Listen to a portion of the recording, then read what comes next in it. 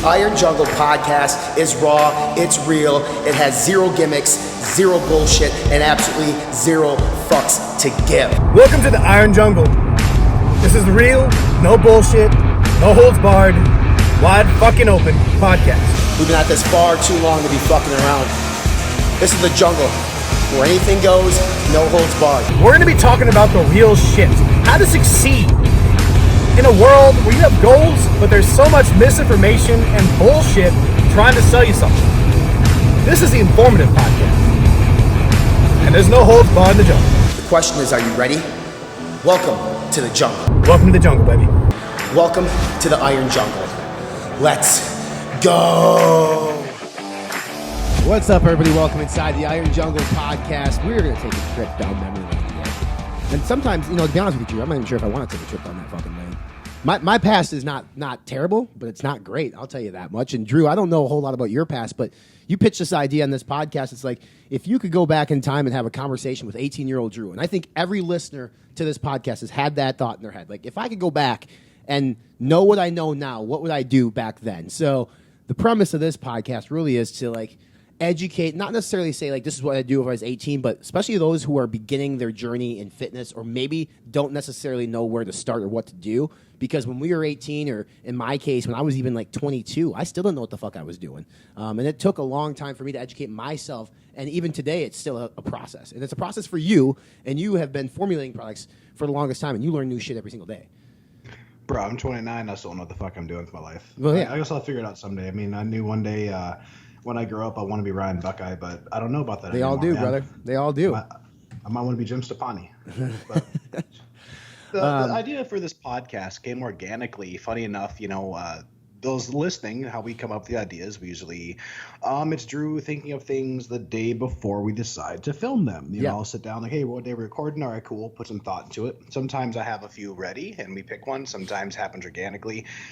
And I don't know why. I was inspired watching some college football, thinking about, hear about incoming freshmen these 18-year-old kids. If I go back and the NFL guys were, analysts talking about, hey man, my day, I'm like, that's a good topic about what have we learned that we'd pass on to people that are just starting in fitness or my 18-year-old self. What lessons have I learned that I could apply that would make things much smoother, not make the same stupid mistakes, so on and so forth. So I gotta say, Drew, the fact that you thought of this while watching college football, I've got to imagine it was about the fourth quarter of that Nebraska-Colorado game, and you thought to yourself, if I could go back to halftime when I had a 20-0 lead, maybe life would be better, but I'm a Nebraska Husker fan and my team is trash. Is that kind of the premise of the thoughts to go back in time?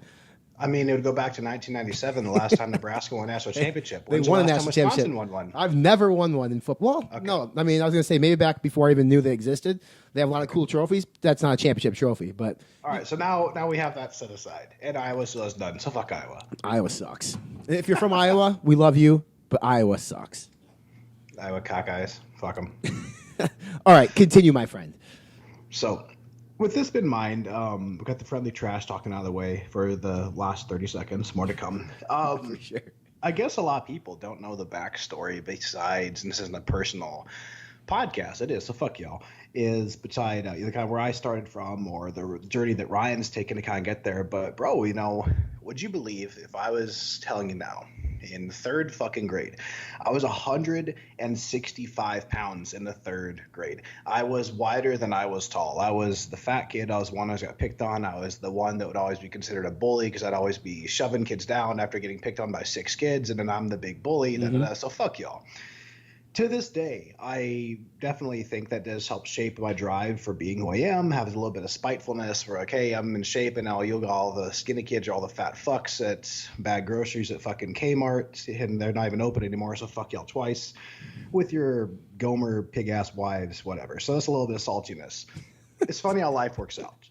But point being is that the first thing we're going to discuss is body image, okay? Right. As a kid, if you're not cut like an athlete, you don't look like an athlete, or, you don't look like the other kids. If you're a fat kid, skinny kid, you're fucking weird, you're not athletic, then the point being is it's going to fuck with your head. In today's society, more than anything out there, we're going to spin some real shit here, is that body image is something that's very prevalent. Everybody's bombarded every day on social media, on Instagram, on Facebook, got from magazine ads, even when we were kids, muscular development, everybody's shredded. Everybody looks great, and then you're like, oh fuck, okay, I'm not big enough. I'm not lean. I'm not, watching athletes TV. I'm not fast. So one thing that you have to realize, guys, is that there's more to it, especially as a kid or even a high school athlete, than how you look. Like if you're an athlete, you need to fucking focus first on athletic performance and playing sports. So now I'll let Ryan lead off with this one a little bit. What do we mean by that? In terms of you don't have to be in shape. You don't have to have a good body image to be good at something. For example, you can look at any major offensive lineman in professional football.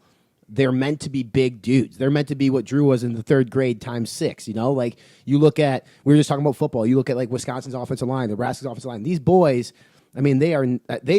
What's funny too about offensive linemen is they still have self-image issues. Like they know they have to be 350 pounds to play that position, but they have those issues. So, there are some athletes who have to be like aesthetically. Basketball athletes, for example, are going to be that way because they're running up and down the court. Soccer athletes, pretty much. I don't think I've ever seen an out of shape soccer athlete. I've seen out of shape golfers.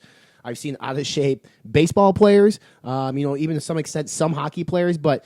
From my point of view, like you need to work on your craft of that skill set for that sport. Then most times it does go hand in hand with training in the gym or nutrition, some way, shape, or form. Because if you want to be faster at something, you can't necessarily be 450 pounds, right? But like golf, for instance, the last thing that's mostly on golfers' mind is like getting a six pack and getting a massive legs. Like they need to put a fucking ball the size of a quarter and a half in a cup.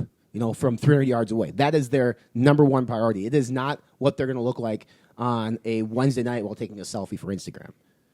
And that hits a spot in the head. The main thing, and everything we talk about tonight, is going to tie into what to keep in mind if you're just starting out in fitness or starting out as a younger kid.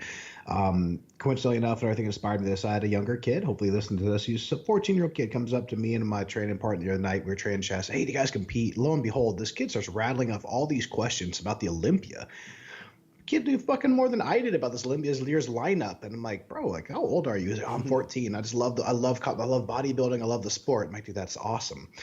And that's how it happens as well. The key thing is when I talk about sports is even at the college level, you need to focus on performance. You don't want to be a fat fuck where having excess body fat and weight is going to hinder your performance if you need to move faster, be more explosive, so on and so forth.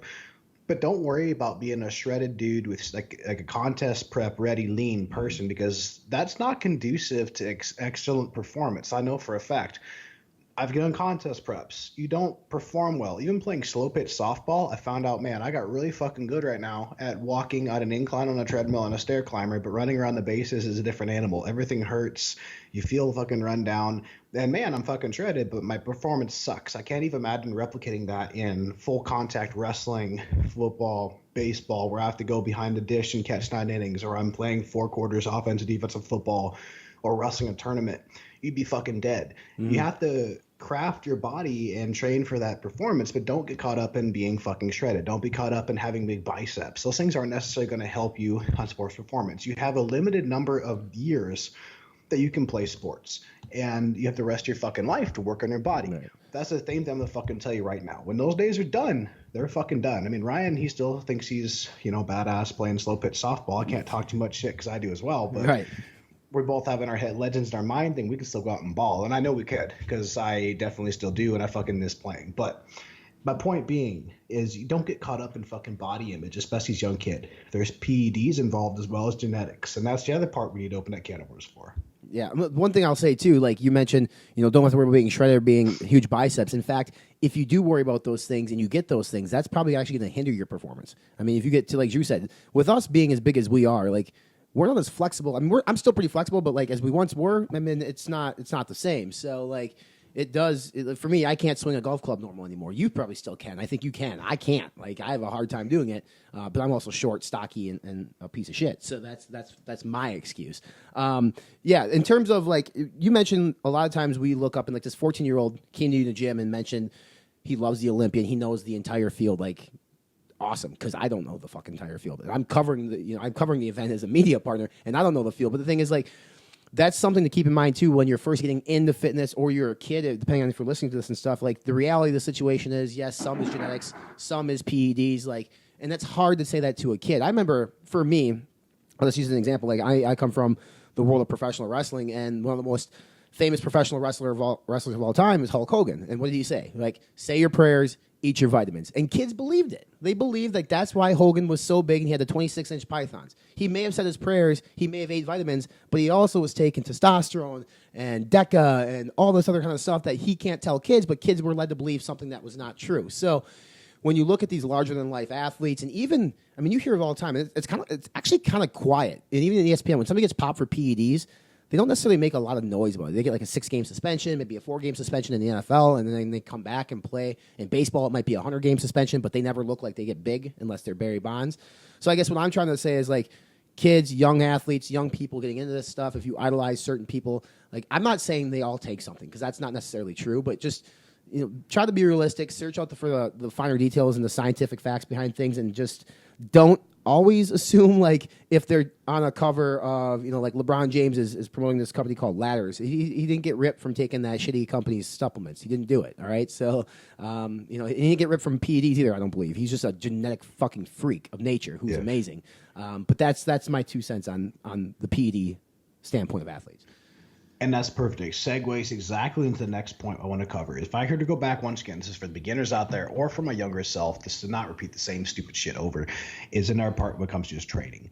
I mean, I guarantee you did the same fucking thing. And for all you out there, I see it online. I see it still today. You go to the gym, with the best of intentions. You got this badass workout that you snagged from Muscle and Fitness or Muscle Development or somewhere online, or it's a celebrity workout, big Rami's leg workout. And the dude's a monster. And, you master the basic things that you get caught up in all these routines that are great, but maybe not for you. You hop from program to program. You don't give anything time. You get impatient. You think that everything is a secret. And the key is that one, especially if you're in high school, don't focus on bodybuilding style workouts if you're playing football or wrestling, because once again, you need to focus on explosive things that are conducive to athletic performance, being explosive. Even bench press, some folks will argue, isn't the best thing for, say, football. I mean, yeah, it's a pressing movement, but there's more things such as hammer strength presses, things like that. They're explosive movements that are probably better off. And that's the strength coach in me saying this. Without getting a huge tangent, though, there's a lot of, once I said, people, they see something, they run with it, and it may not be exactly what might be best for them. You're young, you're still figuring shit out, what works best for you. But realize there is no best. And the secret is there's no fucking secret in terms of having a best training program. So know the difference between your goals. And what's said, there's a lot of good ways out there. There's not one way to skin a cat, where they say. The best part that if you're listening and you're in high school right now, take advantage of your training program that's provided to you by your coaches, because it's a consistent training program for you. And most of them, depending on where you go to school, it's probably a decent program. The issue that you're going to run into is when you graduate high school and you go to college and you're off on your own and you're no longer on a structured program and you need to search the internet to find one, because now this, to Drew's point, like now you're probably jumping from program to program after every 2, 3, 4 weeks because you're not seeing results quick enough or it's not that fun for you. You need to be consistent with something. To see results, you have to have consistency. And at least in high school, besides the fact that if you're a male, your natural testosterone levels are at like an anabolic fucking state at this point. Enjoy that, because that shit's going to go away. Enjoy the shit out of that stage of your life. But I mean, if you're on a consistent program from coaches and you're basically forced to work out at 6 a.m. in the morning before school, or at night, depending on which program you're in, like that's a gift that you should take with you and take that mindset to college, because when you're off on your own, you start to kind of get lazy. Then you try to find it back again. You're like, okay, I'm gonna get back in the gym, and then by the time you get back in the gym, now you're searching for Jim Spani workouts, and then you don't like his workouts, so then you go to like Lee Labrada workouts, and then you went to all these different websites, found all these workouts that you just didn't like. So that's the biggest thing. Like for us, if we're gonna give advice to new people, like navigating training programs, most people don't even know where to start. They don't know push-pull legs. They don't know 5-3-1 if they're trying to do for strength. Like they don't know the concept of these different programs. So like from you being a strength coach and from you being just a coach in general, like how do you instruct somebody and where do they start? Because you can't say Google something, because they're gonna get 20 billion answers, right? So where do they start? And honestly, there are some good pluribs out there. But the thing is, like, hey, look and see if you can find something that isn't just piecemeal. Don't pick a random arm workout. Don't pick a random shoulder workout. Don't pick a random chest workout. See if you can find a program with some continuity to it from a well-known publisher. I mean, once again, fuck Jim Stepani or Chris Gethin, but they have some decent programs. There is rhyme and reason to them. They'll give you something consistent you can stick to. The main thing is, like, have a plan, at least stick with it for the duration of it and see how it works, instead of doing your own thing on the fly, adjusting and not sticking to the plan. The only way to know if a plan works or not truly is to do the fucking plan. Don't do your version of the plan and then say, oh, this plan didn't work. It's like, some dipshit saying, I tried the keto diet. And then you find out they did their version of the keto diet and they're still eating carbs. And, okay, you're a fucking moron. So the key is execute whatever you choose to pick and truly gauge it. And that segues to the next thing, trying different things. And everybody wants to know what supplements to take. Flashback to early 2000s, junior high, so on and so forth. Supplements were still toward their infancy. And I guess, what would you consider that? We were in the golden age, man. Yeah. Supplements were starting to just explode by the time you and I got to college. I mean, okay, just when I got to college, just rephrase that. I think that they were getting color TV by the time your bitch ass was starting your senior year. I remember back in the day, it was the old nostalgia here. Growing up, my dad had the Phosphagen PH EAS creatine, that was orange and grape. Right? Yeah. They had this god awful whey protein from Weider at a few places. It did not what's back when protein had not magically been fixed, be instantized. It fucking floated in little clumps and tasted kind of like this somewhat milky, sour chocolate milkshake.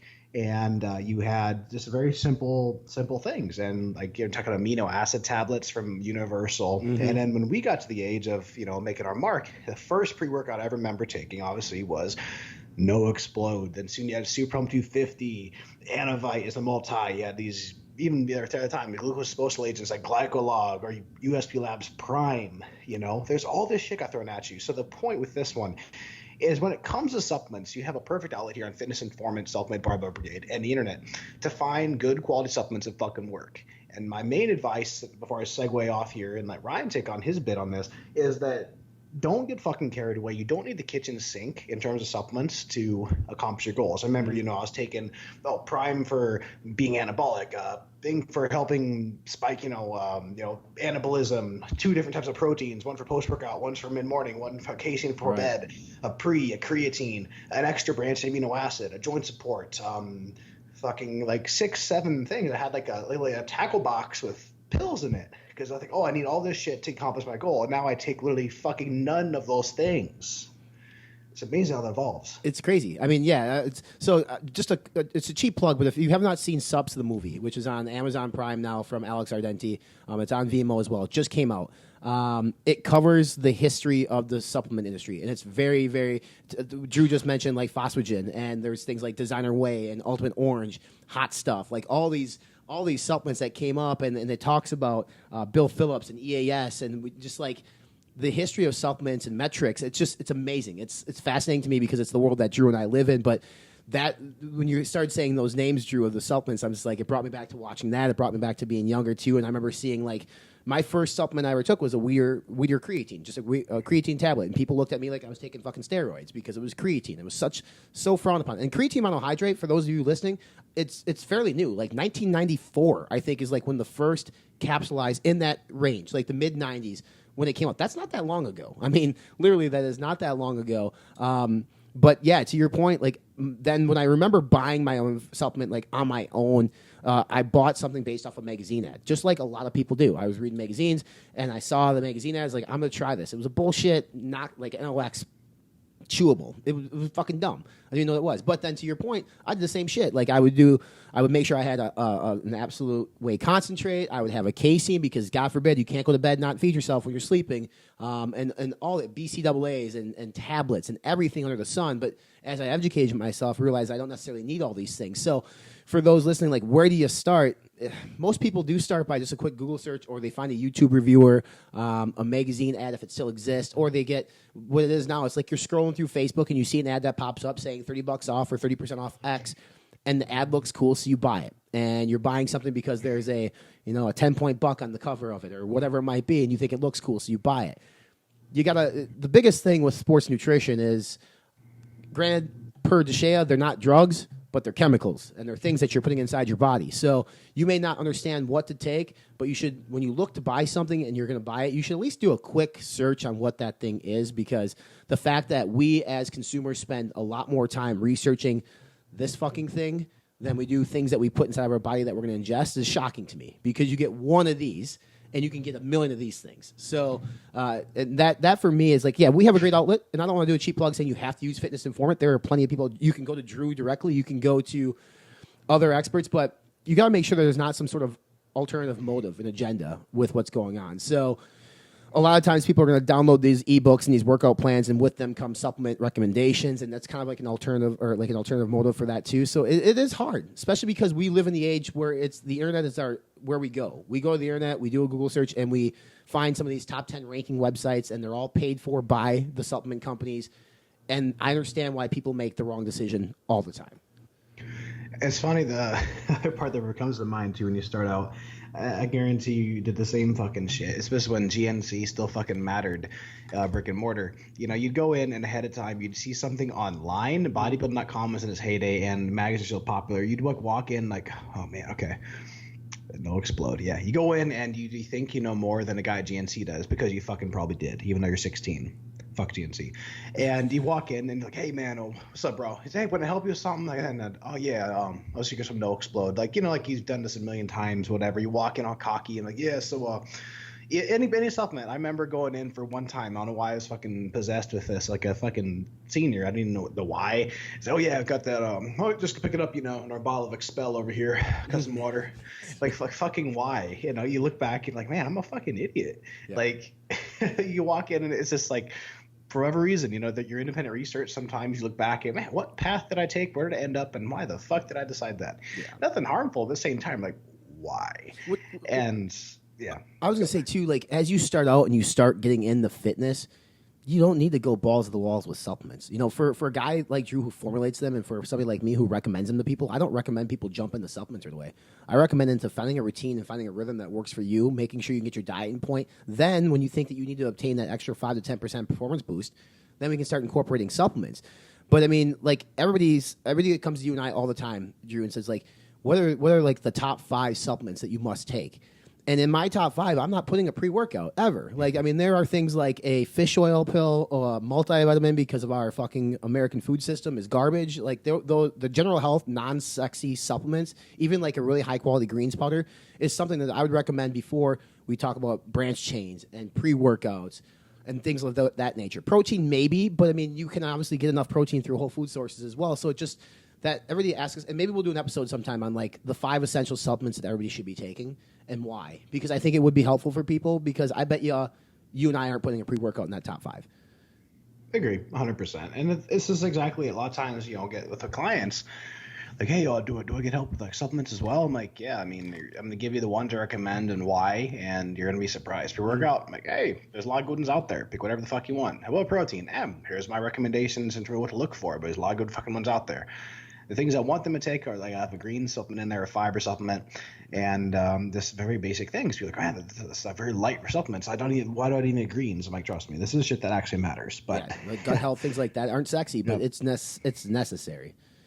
That's exactly it. And speaking of gut health, my man, your part and probably the biggest part of this episode that can be frustrating, can be very confusing. Everybody is a fucking expert these days, especially as, you know, somebody younger. If I go back to talk to my 18-year-old self, you know, I remember growing up at that time, I think probably late high school, early college is when Atkins was getting really popular. Yeah. And that's when carbs first started to get demonized. I think like, you know, 04, 05, so like early on in high school.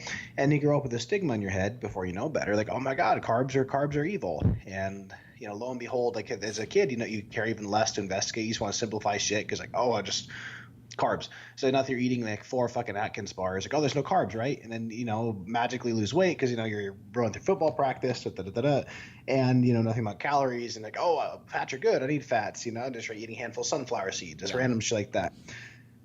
The thing is, I'll start with this. Whether you're a young kid, going back to myself, or to anybody out there starting this, asking questions, before you worry about supplements training, learn about basic fucking nutrition. Learn what calories are. Learn how to track them. Learn what protein, carbs, and fats are. Learn how to get an actual realistic number in your head of what you need to hit. There's a lot of good calculators online, including at Fitness Informant. Just figure out what basic nutrition is. Figure out how to read a fucking nutrition label. Yeah. Figure out how to figure out serving sizes. I mean, these are basic things that are shockingly common things that are not common. Mm-hmm. I am blown away sometimes. I don't mean you have to fucking track everything, you know, the OCD, but, you know, take on MyFitnessPal. This is what I tell everybody. Hey, do this once. Do a couple of days. Get MyFitnessPal on your phone. It's free. Record everything you eat accurately in terms of serving sizes for like 3 days and see what happens. You might be shocked. Mm-hmm. But that's the thing. Learn about basic fucking nutrition is a step you need to take.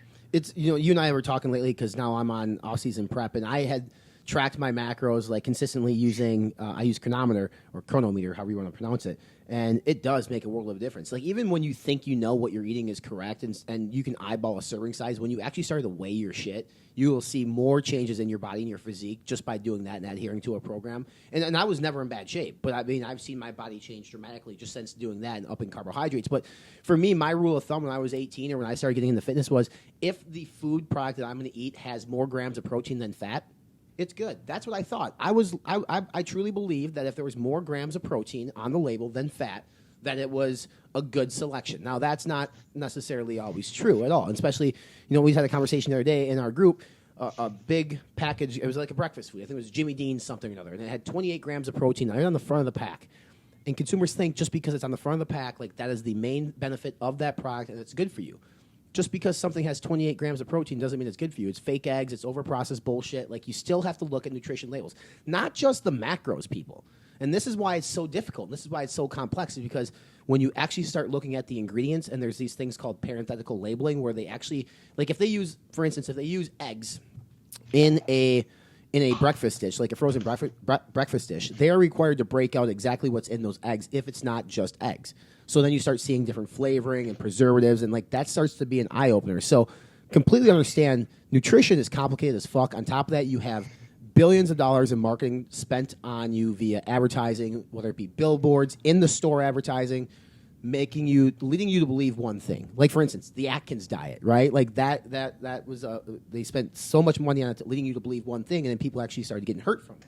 Now they're still around, and they just bought Quest and all that kind of shit, but it's very difficult when you have people screaming at you from multiple views and you don't know who to trust and who you believe. Because as you grow up, and this is something that we don't talk about a lot in fitness, you're growing up with Betty Crocker and General Mills, and you're led to believe like Betty Crocker's not going to lie to you because that's what your mom used, right? It's just like an old school thing, so you're led to believe that it's good for you.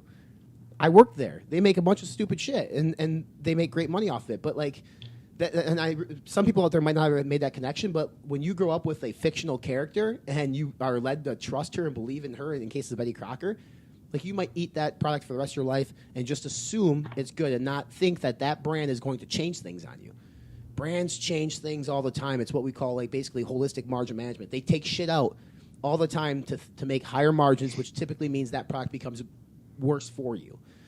So like where to go for proper nutrition advice? At this point, especially when you're starting out, I mean, you just can't overcomplicate the shit. You know, people say shop the perimeter of the grocery store. That's actually really good advice. You know, shop the perimeter, fresh fruits and vegetables, even though frozen is not bad. Actually, Drew probably could tell you, too, sometimes frozen is actually better for you than fresh. But just stay away from the box shit. Stay away from the stuff in the middle that's instant. Like, that's the shit you need to stay away from.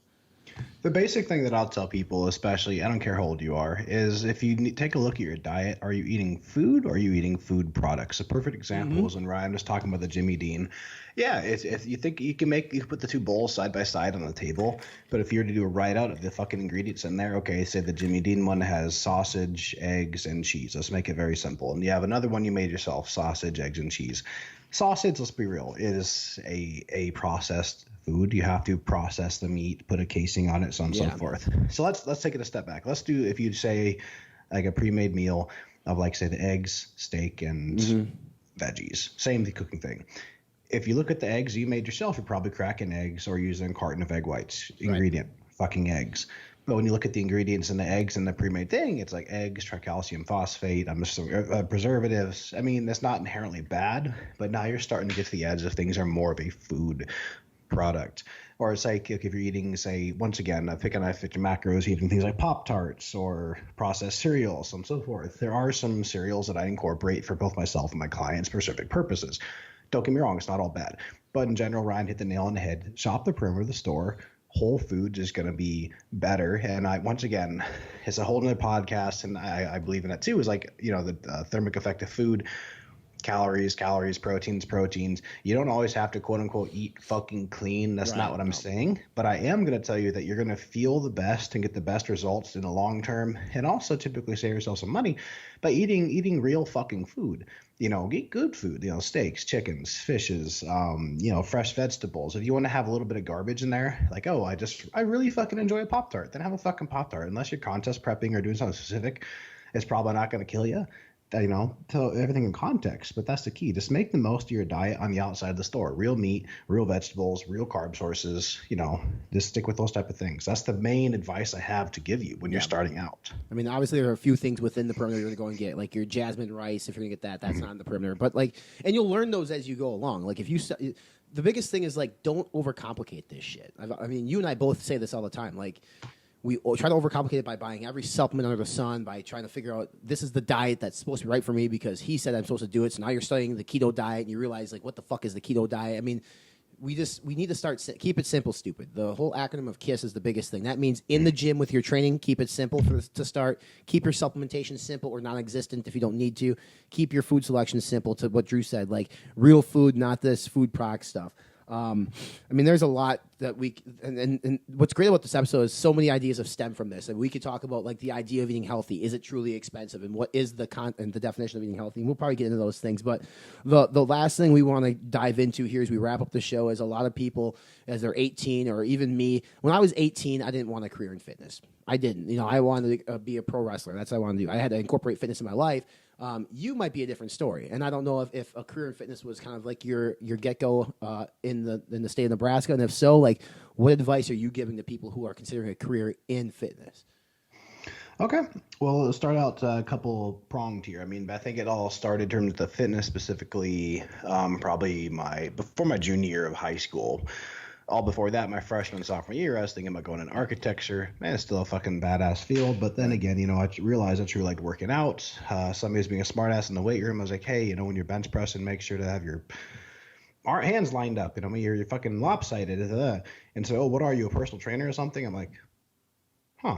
And the little light bulb, and rewind forward, here we are. It's evolved, from personal training to strength conditioning coaching for athletes to more of the supplement side of things, very clearly to my love in dietetics. So you may take different paths, but the best advice that I'm going to give you is realize that there are pros and cons to everything. Some possible a few careers you can take in fitness. This isn't fucking career day, Vanilla Gorilla. No, I don't have internships open. A lot of people do personal training. It's a very common one. Pros of that, you get to work with people, you get to train people for a living, share your passion of working it out. The downside, I'll be real, there's a very fucking high burnout rate of it.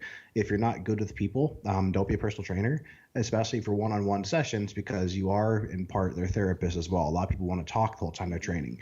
If that's not a direct hit for you, group training sessions and their possibility, running boot camps, or just helping in the more specialized medical field. There's things like physical therapy, rehabilitation. Trainers specialize in that. Cardiac patients need to be rehabilitated. So training is the type of thing you're looking at. There's a few segues there. You can also go the route more of the lab-based side, exercise physiologists, if your love is that, or biomechanists, kinesiologists, so on and so forth. And then, of course, if you want the out, if you're not looking to do just things like exercise and nutrition, things like that, you could go into, say, social media marketing and have a love for supplements. But then if you decide you don't want to do that, you can go the other side and do social media for Little Debbie. Mm-hmm. So the key is don't box yourself in. Do some research. If you're somebody that you see that does kind of what you want to do, just fucking ask them, like, hey, if you don't mind me, could I pick your brain? Like, what's the route that you took to kind of get where you are, the job you're doing? I want to do what you do. How do I get there? I think the biggest thing too is you have to be willing to approach this industry with a unique mindset, because you may not just be handed a job. Like, if you look at the way Drew and I both got into this industry, actually, like our realization of being involved in this industry, same path. I mean, I run a website. You ran a website for the longest time. That evolved into you being now like a director of science for a supplement company. I mean, that's a pretty cool way of getting into the space. It's not like you graduate with a degree, all of a sudden, Ike from ProSubs called you up and said, here's a contract, buddy, you want in? That's not how it worked. Like, you had to pay your dues. And just, and just like if you get an entry-level job in the corporate America, like you graduate with a marketing degree, you're not going to get a C-level position right away. You got to work your ass up to get there. for Drew and I, our entry level position was creating content and working on the bodybuilding.com forums and just like interacting with people and learning as much as we can. So that's not to say you can't graduate and then get a job at bodybuilding.com or GNC or with a supplement brand. Definitely possible. But sometimes you have to prove yourself too. Sometimes you have to work for free or work for peanuts. I mean, the pay in this industry, at least in the sports nutrition side of things, for an entry-level position is not high because it's kind of a fun, high-energy field to be in. When you establish yourself and actually have credentials behind your name, like Drew and even like myself, like we can demand a higher salary from people, and they will pay it because we obviously proven our worth. And that's not to be cocky or condescending. That's just the truth. Like we ate shit for a while, and we enjoyed the taste of it, and now we don't want to eat it anymore. So, but yeah, you can get in via personal training. That's one thing about if you're going to do personal training too. There's basically two routes with that, right? You can go work for a gym where you're basically sharing all your profits with the gym for the most part, and you're basically being paid an hourly salary, or you can start your own business. If you decide to go out and do your own personal training business, you better know how to run a fucking business. So take a business class. Some of these personal training programs now are offering like a business 101, a finance thing. Take advantage of it because managing money, paying taxes, that shit doesn't come natural to anybody unless you're a CPA. So I guess that's my final piece of advice on that. And a career in fitness and nutrition is amazing. It's the best thing that I've ever got to do. Obviously, Drew, you love what you do. I can't imagine. I can't imagine a life in which you and I will ever work in another industry ever again. Yeah, I mean that's kind of where I've good or bad pigeonholed myself into. I love it. So I mean, even if I don't bodybuild anymore, it's still I love what I do. I love product development. I love being a scientist, and I've even had the fortune of branching off into things not sports nutrition, cognitive health, so on and so forth. I'm in this for a long run, and I'll evolve with that. The thing that I think would be cool to wrap this episode up with, I know we're about right on time, so keeping our attention here. For each of these topics, whether body image, training, supplements, eating, or career, really quickly, gotta keep it short. That's the rule in this. Give 2 key tips for each of these. So going first, body image, the 2 things I'll leave to give away. Once again, don't say fuck you if I say what you're going to say. This is on the spot. Is especially as a kid, keep in mind this is a long race. Not everybody starts with the same deck of cards. You can always change your body for the better. Right. The other part with that too is don't caught up in where this is competing in sports and just general life at the gym, whatever. Focus on your fucking self. You can't do anything to change how other people look and how they progress compared to you. How you have in control is to work on your body with what you were given, with your effort, your research, your decisions you make on a daily basis. Those are 2 things I have for body image. Yeah, the one I'm going to take is John Meadows gave me great advice. Stop this compare and despair bullshit. Don't look at what you once were, if whether you're a competitor or maybe when you were younger you used to be in shape and now you're not. And then the tail on that, if you're not where you want to be, fucking change it. It's simple as that. I'm not going to have sympathy for you. If you don't like the person you see in the mirror, fucking change it. Simple as that.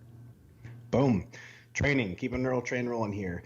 The main thing, fucking pick something and see it through. Get an actual program. Do what the program says, within the best of your ability to truly vet the program out. Don't program hop.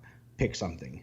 And your part 2, don't get stuck in the same fucking mindset. What may work for you now may not work for you later. You may find better ways of doing things. When you think, oh my God, it's the best program I've ever done, and you find something works better, well, then that's not the best fucking program you've ever done, is it? Right. There is no one way. There is no best. Yeah, absolutely. And if you're just first starting out, my biggest advice is go with a personal trainer.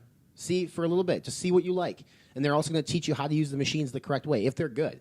The personal trainer, don't be too proud to hire a coach or a trainer because they can actually, especially if you're just starting out, they can show you the ropes. They can show you different lifts that you might enjoy. You can incorporate in your lifestyle. And then the second one is what Drew says, just be consistent. After, whether you're with a trainer or you're doing it on your own, stick to a fucking plan for 6 to 8 weeks and see what happens. You might be miserable during it. Don't quit and give up. Keep going. At the end, you can reevaluate and say, yep, that wasn't for me, and then find something else until you find something that is for you. Boom, my man. Supplements. With that one, my main thing is just do your research from a credible source, not just what your bro says the gyms. I know that can be hard advice. Like, okay, what considers credible? But I'll keep it short. Keep it credible. And 2 is just keep things simple. You don't need to have a cupboard full of supplements. Sometimes using less works even better. Focus on nutrition and training first. Supplements are meant to supplement what you're already doing. Yeah. 100%. Me, the biggest thing is like educate what you're putting in your body first and foremost because, it could be detrimental to what you're doing. And 2, and this is a big one for me, if you're living paycheck to paycheck and finances are tough, don't overextend your fucking self to buy supplements. For Christ's sakes, you don't need them that bad. I mean, we had a guy the other day that didn't want to wait a couple days for his shipment. You probably read this. I don't know. Didn't want to wait for something to be delivered. So was going to walk into GNC and buy a fat burner. You don't need a fat burner that fucking bad. Wait for it. Just chill out, people. Supplements are not miracle drugs. They're not. They're great. I love them. But they're not going to take you from who you are today to Arnold Schwarzenegger tomorrow. They're just not going to do that. So yeah, fucking spot on. Eating. I have one that we didn't talk about in the fucking episode. Mainly because it's very trending. One, you don't need a fucking meal prep company to make your food for you to be fucking successful. It's not a stab at you, Ryan. You have a good partnership with that. But I swear to God, no, I am annoyed to fucking death. Everybody that starts getting into training or bodybuilding, they see these fucking cucks on IG like, oh, hey, Ryan gets from Midwest Meals or wherever it is. Or they see, oh, Kai Green, who doesn't use these meals, is sponsored by them. Oh, he uses a meal company. Most people that do food prepping and what you need to do don't use a fucking meal prep company. My meal prep company is my fucking kitchen. So you don't have to do it. I don't know why I'm making number one. It just popped in my head. I'm like, fuck, it's current. Two, same as training. Be fucking consistent. Figure out the basics and stick with it. If you don't consistently eat, with a somewhat of a plan in mind, how are you ever going to know what you need to fix, what works for you, what doesn't work for you? You're never going to figure it out. Yeah. Pick something, be consistent, make adjustments, and be flexible. I'm going to steal a third, is that there's no one best. Correct, yeah. The biggest thing is I don't think a lot of people know where to start in terms of like how much they're supposed to eat because they've never calculated their macros before. Start there. I mean, I like learn what macros are so you understand what that is, but calculate your caloric intake, what you should be at for your different levels, whether it's your total daily energy expenditure, your basal metabolic rate, whatever it might be based on your goals, because then you can to what Drew's point said, track for 3 days and see where you're at. Guarantee you're probably under-eating. Most people are under-eating, or if you're either under-eating by a lot or you're over-eating by a lot. Nobody's really ever that close. So the two things that I want to do is like figure your macros out, then track. And if I had a third one, then just keep it simple. Shop that perimeter, keep it whole foods to start out. Once you understand a little bit more what your body can take and what you can adapt to, then you can start incorporating a Pop-Tart here and there if it fits your macros or whatever it might be if you're not in contest prep. But really try to take it seriously to start because, and also to that point, like the last thing is like, don't cut all the bad shit right away. Like if somebody tells you like you can no longer have a soda or you can no longer have a Pop-Tart, you're probably going to get discouraged and quit. So instead of cutting it completely out, cut one out a week, then cut 2 out a week, and slowly cut that shit out because at least then you still have something small to look forward to until it's no longer of interest to you anymore. That's exactly it. Dude, that's fucking right on the money. And last but not least, once again, I'm impressed with how smooth they made this, is when it comes to career things. One is just don't box yourself in too early. See everything that there is to offer in life. But, I'm 29. Once again, most people consider that relatively young. Ryan, you're early 30s as well, my friend. We have a lot of life ahead of us. If you don't have exactly what you want to do figured out at fucking 18 years old, you're going to be okay. I know people that are fucking 50 and don't know what the fuck they want to do with their lives. Don't be that guy. Figure that shit out, hopefully somewhere along the way. But the key is you're always going to be evolving. Be open to it, and don't worry about figuring it out. Just move forward in the general direction of what you like and enjoy. Yeah. 2 is be fucking realistic. We kind of talked about this with career, but the same thing with if you want to be social media in general or career, like a sponsored athlete or somebody that once again works for a supplement company in these high-end jobs. Let's be real. It's a growing industry, but there are not a lot of sponsored athletes that make a living for being sponsored. And there's also not a lot of these jobs for like myself, I'm a director of scientific affairs. Not a lot of companies have that because I'm a hot commodity. It is a thing in a new and growing position, and I'm very sought after.